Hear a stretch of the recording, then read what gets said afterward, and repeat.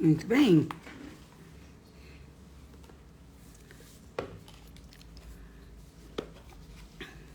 Muito boa noite. Estamos juntos aqui nesta segunda-feira, que é o dia no qual nós lemos Mestre Dogen. Mas é a primeira segunda-feira do mês do ano de 2589. É o ano Buda 2589, gente. Não é uma maravilha? Eu acho. E hoje de manhã eu tive a bênção de falar com a minha superiora, a Oyama Roshi, e eu perguntei para ela qual é o tema da poesia para esse ano, que todos os anos o Japão, o imperador, escolhe um tema de poesia. E os poetas todos escrevem. Eu perguntei para ela, todos os anos eu pergunto. Ela está bem de saúde. E ela disse assim, eu sei que você não está me vendo. Ah, porque eu estou com a luz contrária. Pera um pouquinho. Eu sou atrapalhada, vocês sabem disso, né? Pá. Não, não era. Não era isso. Peraí. Como é que eu viro para cá? Aqui. Agora... Vocês sabem onde é que estava aparecendo? Eu achei que estava escuro mesmo. Que falei que engraçado, tá tão escuro, né? Eu virei a câmera, assim, porque eu não acho esse lugar de virar a câmera. Achei. Pois é, isso aí. Mas, enfim. Então, eu estava falando com a minha superiora hoje, eu sempre a cumprimento no Ano Novo. Feliz Ano Novo. Akemashite omedeto gozaimasu. Akemashite quer dizer abriu-se. E omedeto gozaimasu, o olho sai para fora. A gente acha uma coisa bonita, né? Ai, ficou colhão, né? É mais isso. Que alegria, né? Que desabrochou o Ano Novo. E nós tivemos um desabrochar muito bonito aqui no Brasil, com a posse da nova presidência, uma alegria muito diferente de tudo que foi acontecendo, né? A questão da faixa, que a gente estava preocupado, como é que veio essa faixa? E veio uma faixa diferente, parece feita à mão, né? Feita com carinho por pessoas. E eu notei que até a faixa é um pouco pequena para ele, né? E eu fiquei pensando, nossa, o presidente Lula engordou, porque quando eu o visitei em Curitiba ele estava bem magrinho, né? Mas agora ele está mais barrigudinho. Mas eu acho que a faixa não foi feita quando ele estava em Curitiba, né? E acredito que tem um significado isto, que na verdade ele representa alguma coisa que não é só para o Brasil, né? É maior do que nós e do que o povo brasileiro. Esse pensamento de sustentabilidade, de acabar com as desigualdades, não é uma coisa que acontece só aqui, ela acontece no mundo todo. E como é que a gente faz para que haja mais simpatia, mais empatia, que haja menos tantas diferenças, pessoas passando fome, morrendo de fome, pedindo ajuda, e outras pessoas comprando coisas em exagero. Não, sempre haverá pobres e ricos, mas não, Jesus já dizia isso, né? Mas não precisa ser miseráveis, né? Pessoas que não têm nada para comer, nada para beber, não têm saneamento básico, enquanto outros estão jogando coisas fora, né? Então ele tem muita razão, ele ficou comovido e eu entendo, porque ele é, acho que é 2 anos mais velho do que eu, a idade da minha irmã, eu acho. Nós somos da mesma geração. E as pessoas da nossa geração, a gente vai vendo, por exemplo, agora, né? Teve pessoas da nossa geração que morreram esse ano. A Gal Costa, por exemplo, né? O gato não fica louco aí. Tem um gato louco aqui pulando. Peraí, filho, isso daqui estraga. Você sossega aqui, pai Thiago. Que isso? Nossa. Hoje a monja Zentiu pediu pro Charlie vir pra cá mais cedo. Ele dorme aqui na biblioteca, sabe? Mas hoje ele tá louquinho, porque acho que eu tô aqui. E ele quer ir para lá de novo, mas lá ele não pode ir agora porque um cachorrinho entrou lá. A vida é uma maravilha. Ai, ai. Mas enfim, então tem uma coisa bonita acontecendo no mundo, no Brasil, no mundo todo, né? Um pensamento muito interessante que exige possibilidades da gente ter mais equidade e as pessoas serem mais gentis, mais amorosas, e a gente pensar no aquecimento global, pensar nas árvores, pensar nos povos indígenas, pensar nas florestas, desses desabamentos todos, que não são só aqui no Brasil. A gente, às vezes, pensa pequeno, né? Acho que só está acontecendo aqui, está acontecendo no mundo todo. O problema financeiro, que tanto em Nova York, a Bolsa de Nova York, estão todos falando, 2023 vai ser muito difícil para o mundo todo. uma espécie de depressão depois desses 3 anos praticamente, né, de pandemia, de tudo fechado. E quando a gente ainda olha lá para a China, os carinhas recebendo as pessoas do aeroporto todos cobertos de branco, que nem astronautas, né, com botinhas e tudo, quer dizer, ainda tem uma coisa grave acontecendo que afeta a espécie humana e que pode exterminar a espécie humana, talvez. Não todos, né, mas muitos. Então, uma coisa até a gente pensar, estamos vivendo uma era muito complicada, uma era difícil, e é o momento de nós unirmos nossos esforços, nossas inteligências, nossos pensamentos para um bem comum maior, não para o meu bem, da minha família, como se ela pudesse estar separada da família dos felinos, por exemplo, que está aqui do meu lado atormentando, pulando de um lado para o outro, você nem sabe o que significa ter esse gatinho aqui. Ele chama Charlie. Eu acho que deram o nome Charlie, que foi naquela época em que aquela revista francesa, os integrantes da revista foram assassinados em Paris. Esse gatinho tem mais ou menos essa idade. E ele era de um casal que o noivo tinha alergia. E ele pediu para ele se casar com a moça, né? Ele pediu então que desse o gato, porque ele passava muito mal na convivência íntima com os pelos dos gatos. E eu precisava, porque tinha ratos aqui à volta. Falei, bom, como é que a gente, uma veterinária querida que mora aqui perto, disse, olha, o único jeito de você acabar com ratos é arranjando um gato. Porque só o cheiro do gato já espanta o rato, porque aquele é o predador do rato, né? E foi dito e feito. O gatinho chegou aqui tímido, pequenininho, e os ratos foram desaparecendo pouco a pouco. E é um pouco isso da nossa vida, né?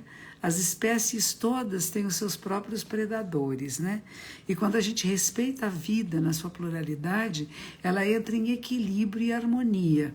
Quando a gente desrespeita, nós temos problemas. Uma vez nos Estados Unidos, eles proibiram a caça dos veados. Tinha muito veadinho, tinha muita gente que gostava de tirar o alvo de caça, iam caçar veados, estavam exterminando os veados.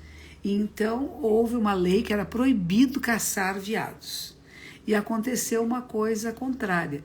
Eles foram tantos, teve tanta reprodução de veadinhos que estavam destruindo as florestas, porque eles coçam os chifrecinhos nas árvores, né? Estavam destruindo as matas, destruindo as plantações e voltou-se a autorizar a caça aos bichinhos. Então tem um ponto de equilíbrio, até onde nós podemos ir e até onde não devemos ir. E nós estamos aprendendo, e aprendemos juntos, não é? E lembrando a vocês que hoje é o 2º dia do mês de janeiro do ano Buda 2589, ano cristão 2023. E como será esse ano?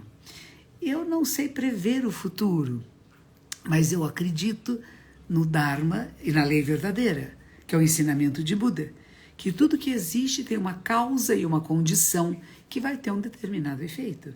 Que causas e condições nós criamos, não só o ano passado, mas com a nossa vida. Não nos últimos 4 anos, nos últimos anos da espécie humana no planeta, nos últimos milhões de anos, 1000 anos, 2000 anos, 5000 anos, que causas e condições nós temos criado e os resultados virão de acordo com essas causas e condições. Mas isso não é um sistema fechado, hermético, que não pode mudar. O que nós podemos fazer hoje é mudar a nossa maneira de ser, de pensar, de falar e de agir, e nós transformamos o resultado de karmas criados lá no passado. Podemos transformá-lo para um karma benéfico ou prejudicial, vai depender de nós. O que vai ser esse ano? O que nós fizermos que esse ano seja.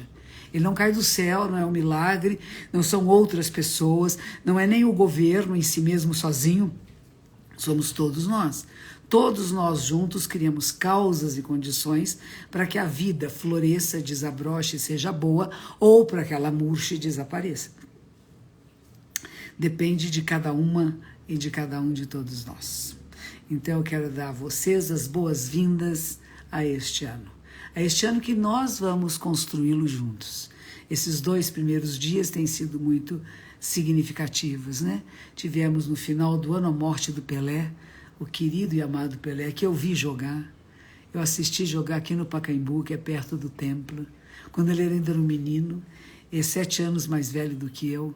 Eu lembro que ele tinha 15 anos, e imagina, eu tinha 8, e o pessoal dizia, é um menino, é um jovenzinho de 15 anos. E claro, uma criança fica muito entusiasmada em ver que um jovem tão jovem pode já ser considerado um profissional. E hoje passou um pouco na televisão a vida dele, as dificuldades, as perseguições, mesmo dentro do time brasileiro, quando ele foi convocado, né? O pessoal não queria que ele usasse a ginga. Então teve várias dificuldades, a vida dele não foi fácil. Eu lembro daquele grupo de rock and roll, chama The Queen, né? Que o Fred Mercury fez essa música maravilhosa, dizendo We are the champion. Mas para ser o campeão, it's not a bed of roses. Não é uma cama de pétalas de rosas para você se tornar um campeão. Geralmente os campeões são forjados na luta, na dureza, na dificuldade, no sofrimento. Isso nos leva adiante, isso nos estimula a resistência, a resiliência, né? De nunca desistir de seus propósitos, né? Isso é muito importante para todos nós. Mantemos os nossos propósitos. Como é que nós vamos viver este ano de 2023? Haverá solidariedade, haverá compartilhamento, haverá respeito, haverá amor. Amor é gostoso. Amor nos deixa macios. Tem uma igreja que fala isso, escreve na porta, né? Deus é amor. Vocês já pensaram nessa frase? Você não precisa ser dessa religião, mas vocês pensaram como essa frase é bonita, importante? O que a gente chama de Deus, do sagrado, que nós vamos chamar a natureza Buda, a natureza desperta, é amor. É relacionamentos de respeito, de solidariedade, de compartilhamento. Quando a gente fala de Samadhi, que a meditação, o Zen, nos leva a um estado chamado de Samadhi, é um estado de percepção, que estamos interligados, interconectados a tudo que existe, a todas as formas de vida e a tudo que nós criamos. A arruela da sua moto, os instrumentos de trabalho que você usa, quer seja para pintar uma parede, quer seja um computador, tudo é vida. Cada pedacinho de pedra, de terra é vida que já foi vida e que foi outras formas de vida e que nós vamos reciclando num processo incessante. Como é que nós vamos reciclar agora a nossa vida no planeta em 2023? Será que nós só vamos pensar em viagens interplanetárias? Será que nós só queremos investir em equipamentos para a gente sair daqui, detonar o planeta e ir embora? Ou será que nós queremos resgatar a vida, que é tão bela aqui? E a gente vê, né? Às vezes a gente vê leoas famintas, magrinhas, né? Lá pelos lugares onde elas habitam, que não é o Brasil. E a gente vê também os fogos que teve no Pantanal, as enchentes, as bombas, imagine a guerra lá na Ucrânia, gente. O que significa isto? Bombardear um país ao outro para dizer esse pedaço é meu. Nossa, como é que nós ainda pensamos tão pequeninos? É por isso que aquele escritor, historiador de Israel, ele diz que a grande transformação do mundo vai ser através do zazen, da meditação. Quando as pessoas despertarem e perceberem que não é uma fala solta que eu estou dizendo, é uma coisa que foi descoberta há mais de 2.600 anos, há 5.000 anos, há 10.000 anos atrás. Estamos interligados a tudo que existe. E quando nós cuidamos, nós somos cuidados. Quando nós descuidamos, temos acidentes, doenças.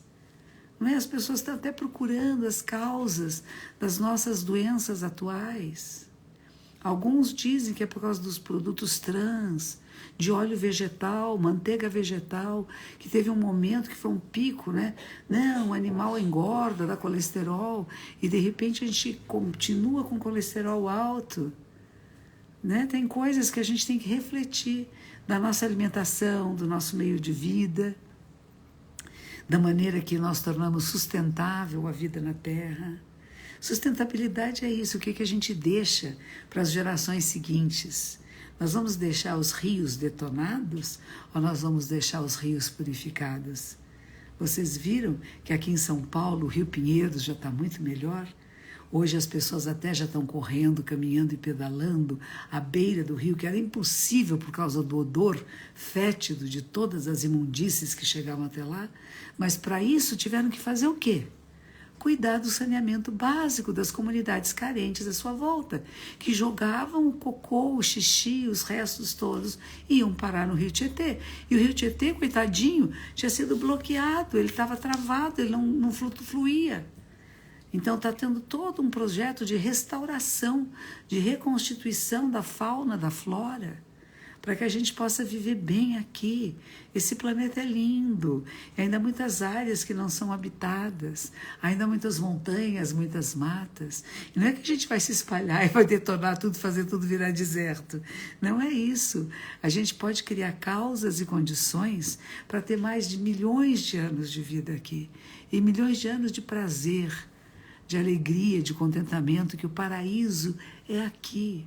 Não é depois que a gente morre num céu imaginário, onde só espíritos flutuam. É aqui, nesses corpinhos, que não será mais o meu, mas será de netos, bisnetos, tataranetos, ou pessoas que nem sejam exatamente da minha consanguinidade, mas as gerações seguintes, que possam apreciar o nascer do sol, o pôr do sol, a lua que está num crescente tão bonito, não é? Crescente é muito auspicioso, que as coisas agora vão um crescendo de amor, de ternura, de cuidado, de respeito, de fazer parcerias. Nós fazemos parcerias com outros países, com outros povos, com nossos vizinhos. Em vez de ficar brigando com o vizinho, reclamando, indo à polícia reclamar porque o cachorro late, porque não late, o que é isso, gente? Cães ladram. A vida é movimento e transformação, mas o que nós podemos fazer como espécie humana é dirigir em que direção queremos que essa transformação ocorra. É nosso direito e dever. Eu acho bem importante isso, que gostamos muito de falar de direitos humanos, né? E quais são os deveres humanos? Só falamos de direito. Tem direito a isso, tem direito àquilo, sim. E os seus deveres, quais são? O seu dever é escandalizar? O seu dever é impedir a alegria e o contentamento de outras pessoas? O seu dever é o feminicídio, o assassinato, a briga, o desconforto? Ou será que o seu dever é a cidadania respeitosa, a inclusão? Será que o nosso dever é só ter serviços particulares de saúde? Ou será que o nosso dever é investir no SUS e fazer que esse SUS seja para todos, não só para os pobres, para todos nós? Serviço de qualidade público para todos nós.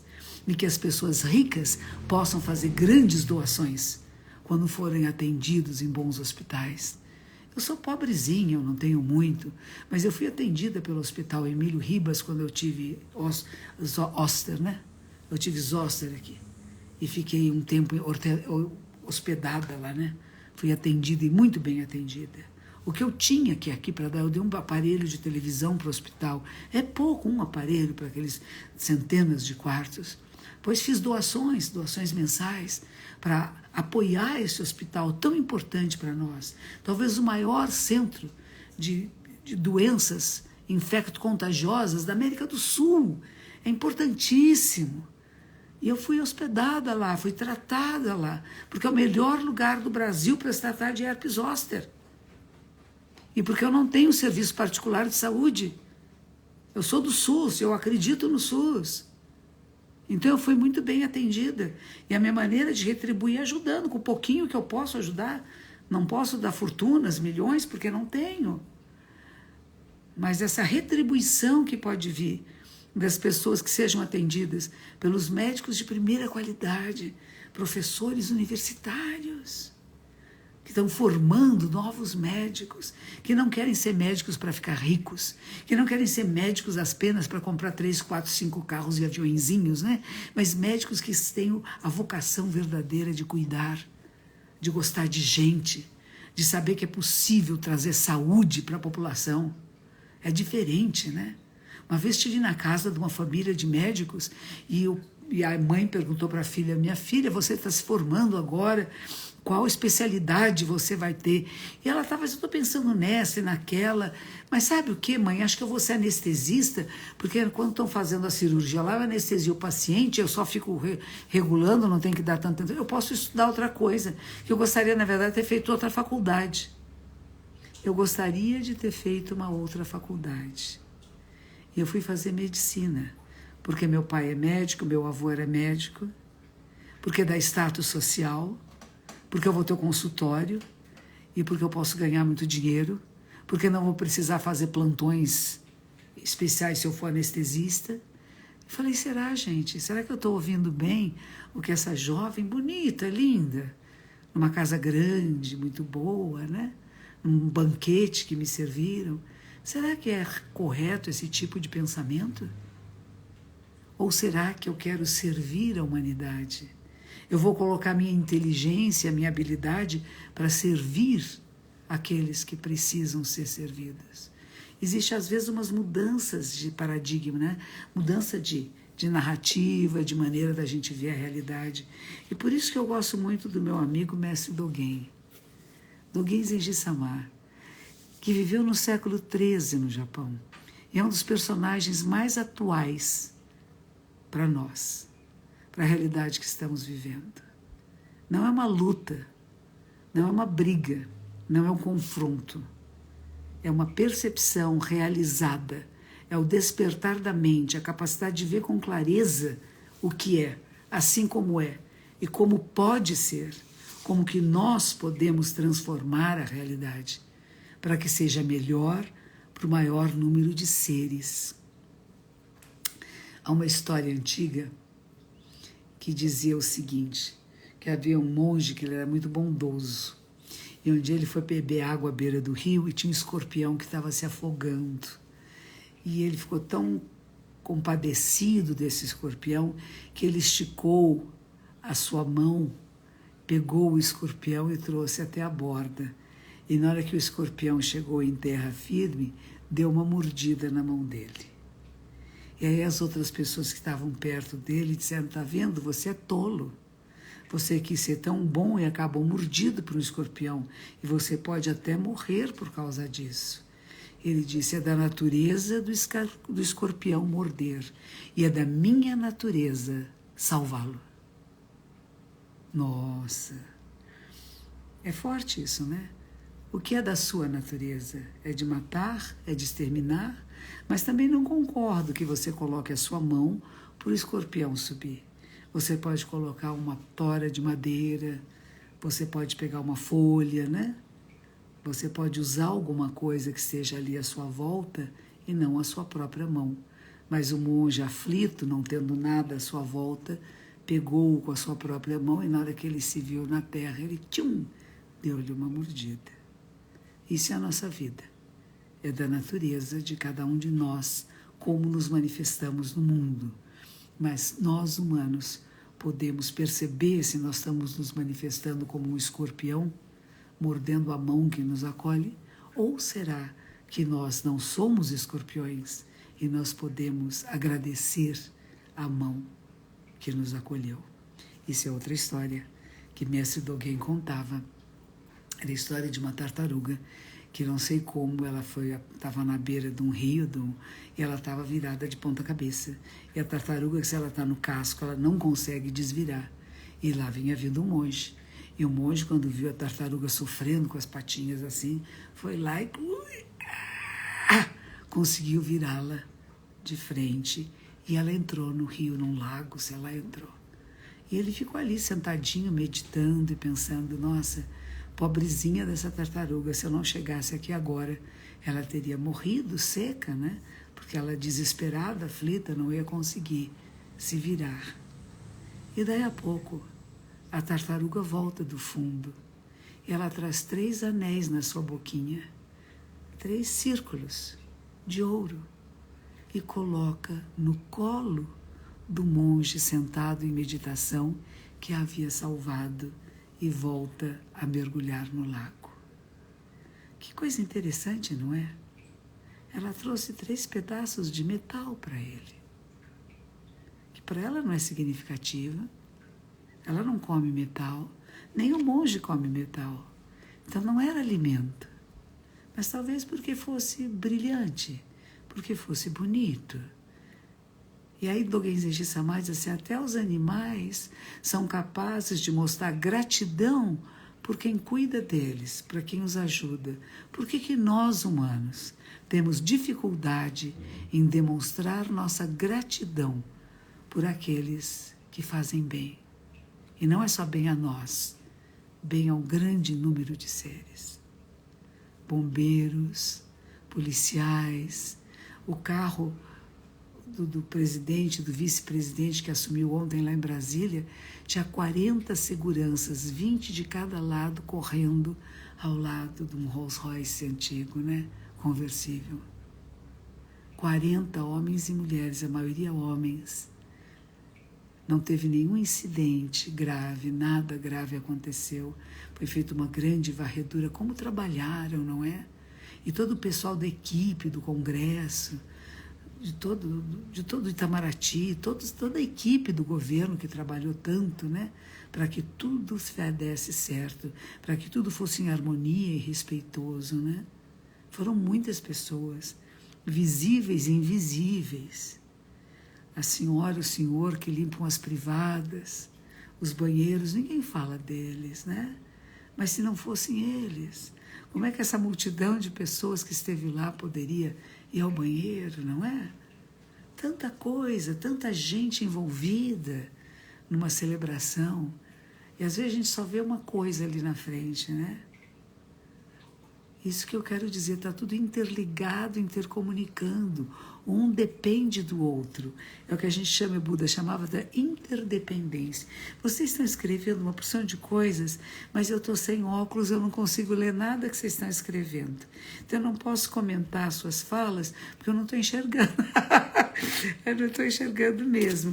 Como agora eu quero ler o livro do Mestre Dogen, eu vou pôr os óculos, mas eu não vou poder estar respondendo a vocês, porque quando eu ponho os óculos é para ler o livro do Mestre Dogen.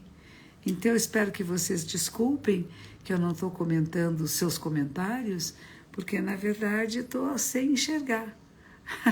Algum falou, você fazer um L assim, pronto, fiz.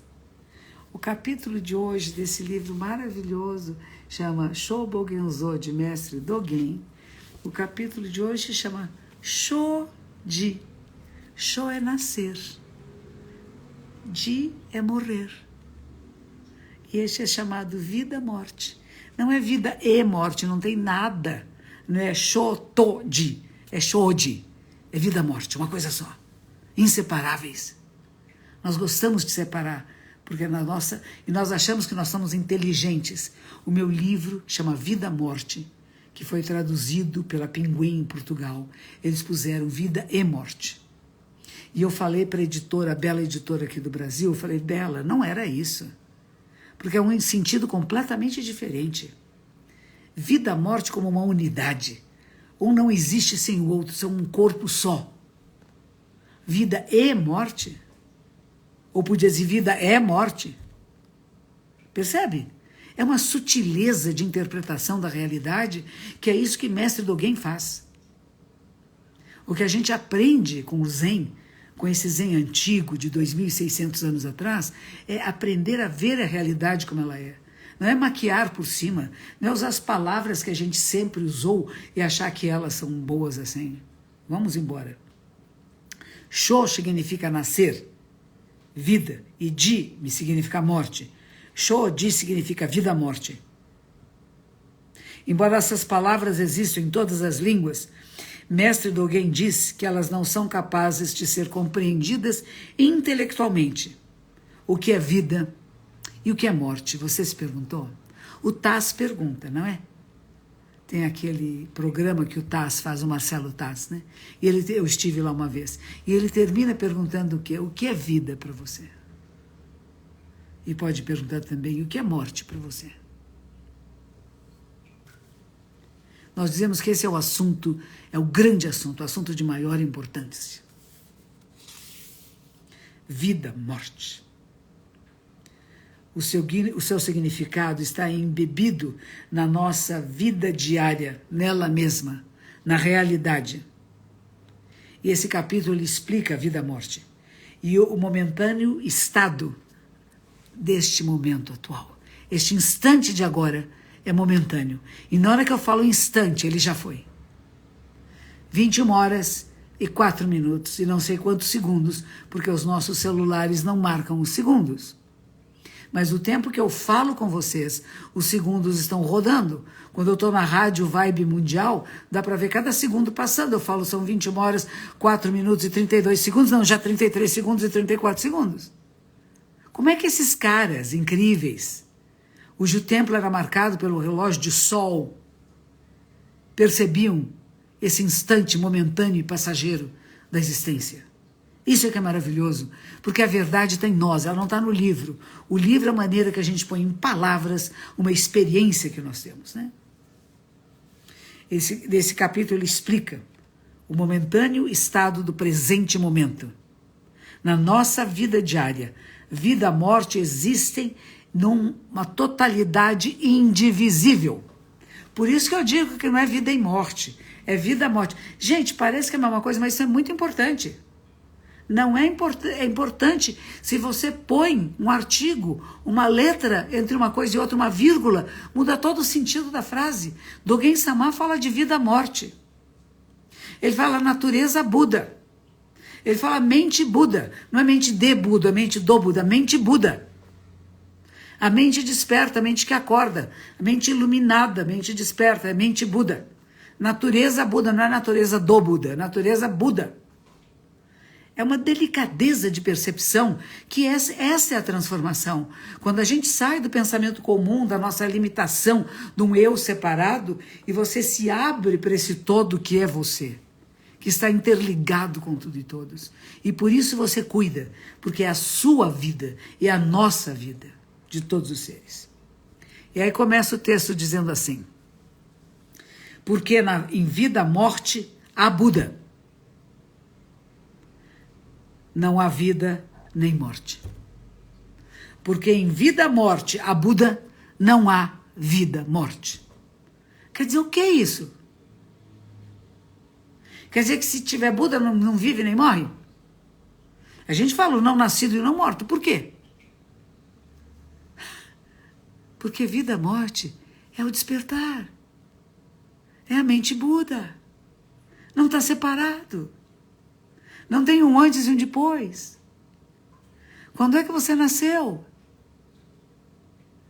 Quando o óvulo da sua tataravó foi fecundado pelo seu tataravô?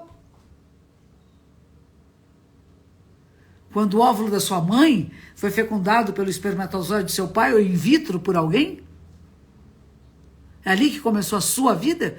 Mas a sua vida não é um processo incessante de inúmeras vidas anteriores, sem as quais você não existiria hoje?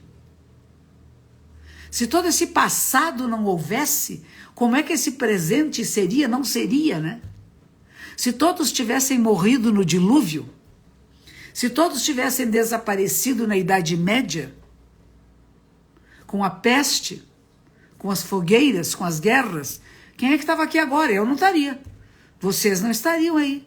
Nós estávamos lá. Nós somos os sobreviventes de gerações e gerações. Nós vingamos. E não é vingança de vingar.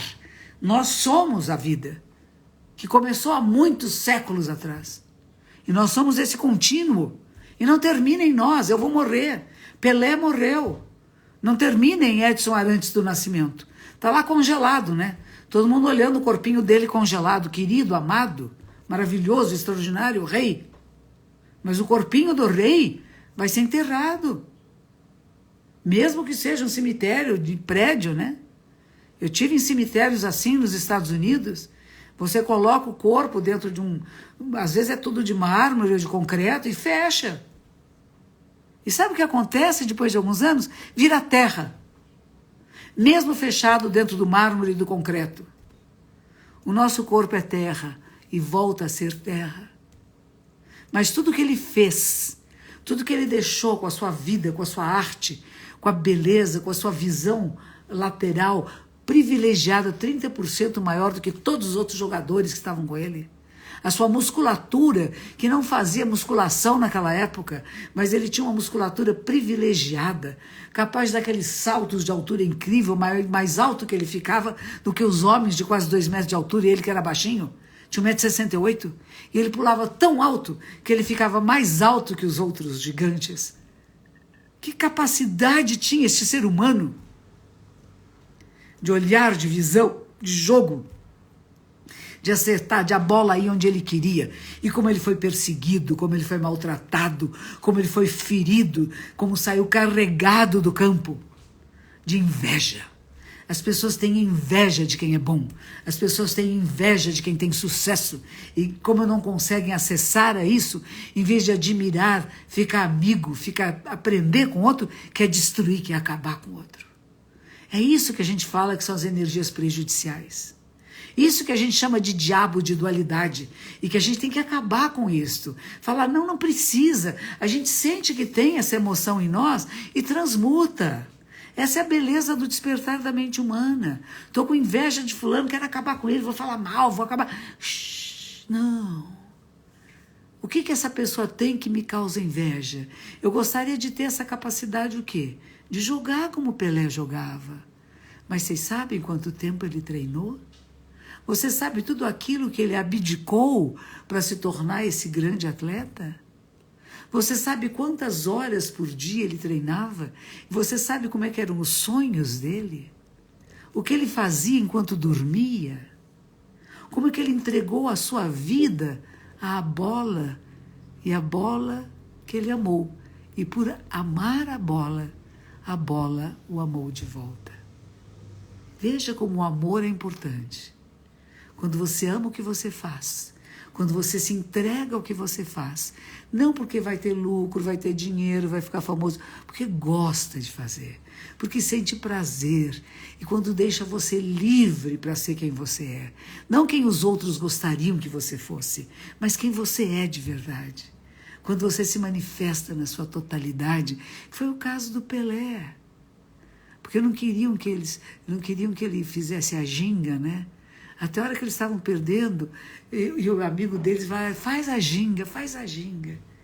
E aí ele começou a ganhar, a fazer gol, gente. Porque ele começou a fazer aquilo que era do seu instinto, da sua habilidade, da sua capacidade física, mental e intelectual. E assim cada um de nós deve encontrar o nosso locus. Aristóteles falava sobre isso, gente. O nosso locus. Onde é o seu lugar? Qual é o lugar e a ação onde você fica melhor? Tinha um professor que dizia assim, quando você vai numa sala, você foi a um teatro, ou você foi assistir a posse de um presidente, de um governador, e você disser para você, sente onde você quiser, e você senta lá na cadeira que tem que ser do governador, está errado, né?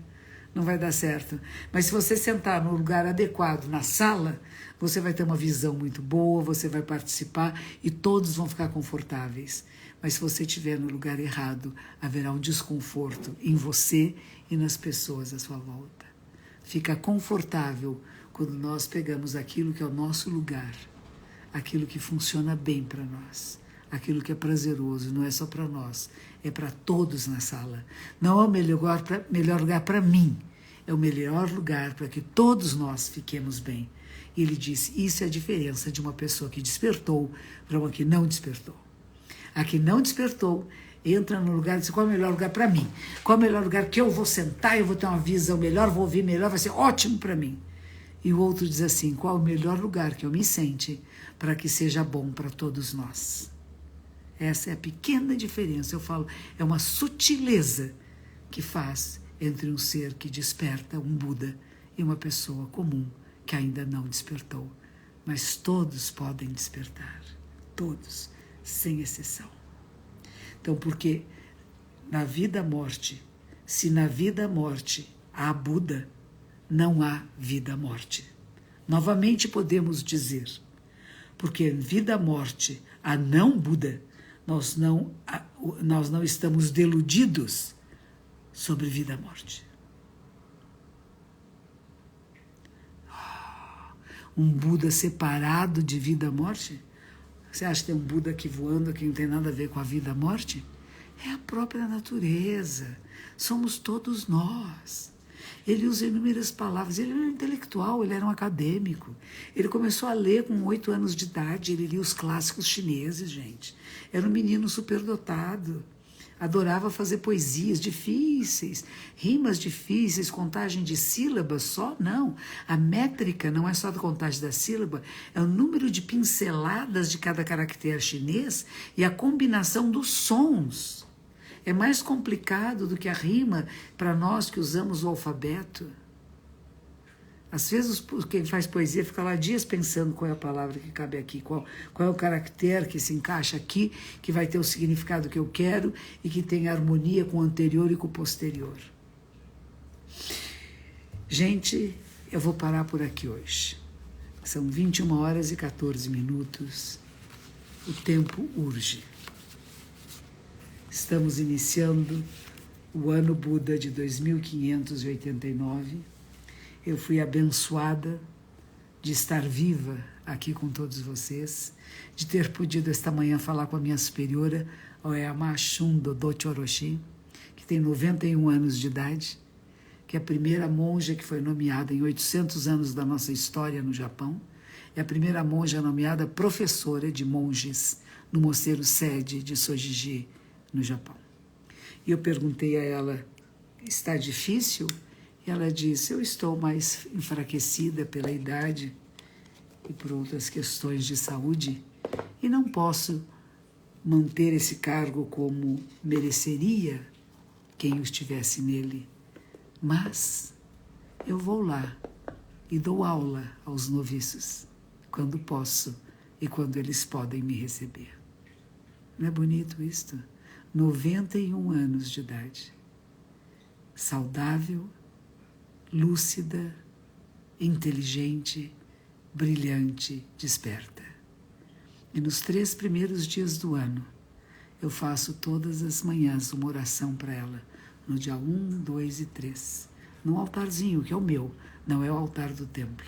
E nesse pequeno altar, eu coloco um pedaço de moti, um bolinho de arroz, que depois eu vou cortar só uma fatiazinha bem pequenininha, um mimo, e mandar para ela, que seja para a sua cura, pela sua saúde, pelas grandes congratulações na sua vida e em todas as discípulas que você tem espalhado, que a senhora tem espalhado pelo mundo, em profunda gratidão e respeito. E essa é a carta que eu escrevo e que amanhã eu vou colocar no correio. A do ano passado não foi possível. Por causa da pandemia, o Japão não recebia cartas do Brasil. Eu acho que esse ano estão recebendo. E eu vou tentar. Se chegar até ela, que bom. Estou juntando a carta do ano passado com a deste ano. E vou encaminhar amanhã, depois da prece, onde eu coloco toda a energia positiva, amorosa, de gratidão, de respeito, de saúde, de congratulações, nesse pedacinho de arroz. E tiro só um fragmento. Coloco bem pequenininho dentro do envelope. E ela sabe. Porque foi ela que me ensinou a fazer isso. Que todos os anos nós oramos pelos nossos professores. Meus outros professores já morreram, mas ela está viva. Enquanto ela estiver viva, todos os anos, nos dias 1, 2 e 3, estarei orando por ela. E no dia 3, envio a carta.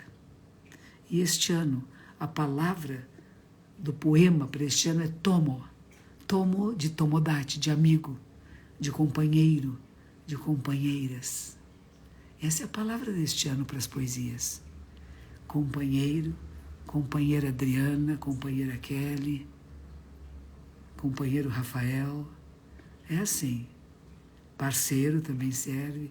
Companheiro, parceiro, amigo. Às vezes até mesmo pai. É tomo. É o caractere que se usa.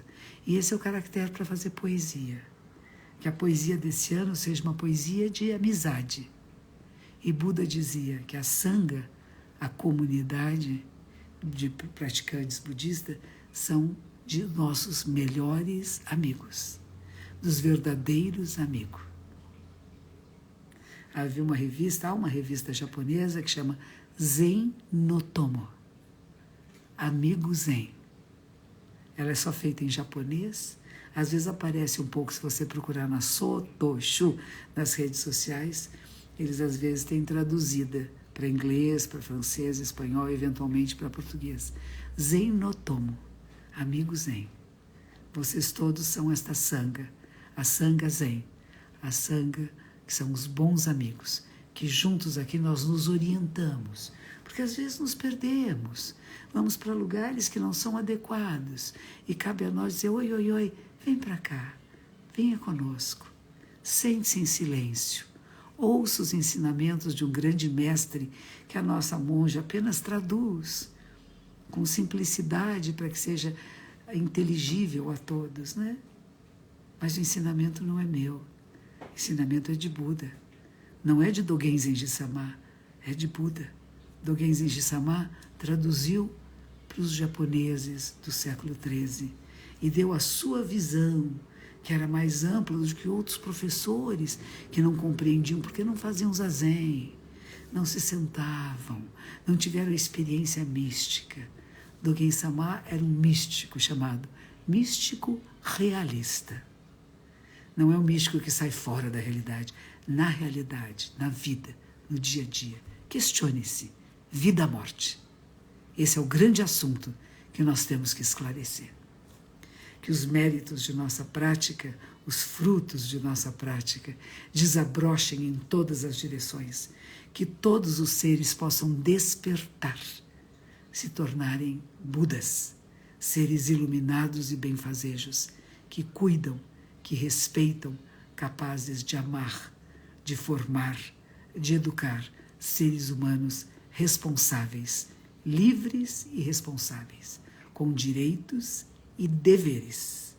Vamos pensar este ano também nos nossos deveres, companheiros e companheiras, amigos e amigas. Estamos juntos. Até breve.